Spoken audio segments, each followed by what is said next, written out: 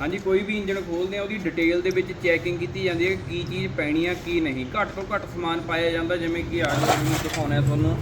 ਆਹ ਦੇਖ ਸਕਦੇ ਹੋ ਕਿ ਹਾਂਜੀ ਸ਼ਾਫਟ ਦੇ ਵਿੱਚ ਕਿੰਨੀ ਜ਼ਿਆਦਾ ਪਲੇ ਆ। ਇਹਦਾ ਕਾਰਨ ਆ ਕਿ ਹਾਂਜੀ ਜਿਹੜਾ ਇਹਦਾ ਅੰਦਰਲਾ ਬੈਰਿੰਗ ਹੁੰਦਾ, ਦੇਖ ਸਕਦੇ ਹੋ ਕਿ ਹਾਂਜੀ ਕੀ ਹਾਲ ਹੋਇਆ ਸ਼ਾਫਟ ਦਾ ਤੇ ਬੈਰਿੰਗ ਦਾ। ਤੁਸੀਂ ਆਪੇ ਅੰਦਾਜ਼ਾ ਲਾ ਸਕਦੇ ਹੋ। ਤੁਹਾਨੂੰ ਬੈਰਿੰਗ ਵੀ ਦਿਖਾਉਣੇ ਆ ਕਿ ਹਾਂਜੀ ਕੀ ਕੁਝ ਹੋਇਆ ਪਿਆ। ਕਰਿਓ ਚੈੱਕ, ਦੇਖਦਾ ਬੈਰਿੰਗ ਗਾਹਾਂ ਕਿਤੇ ਲੱਗੀਆਂ ਪਈਆਂ ਨੇ ਗੋਲੀਆਂ ਸਿਰੇ।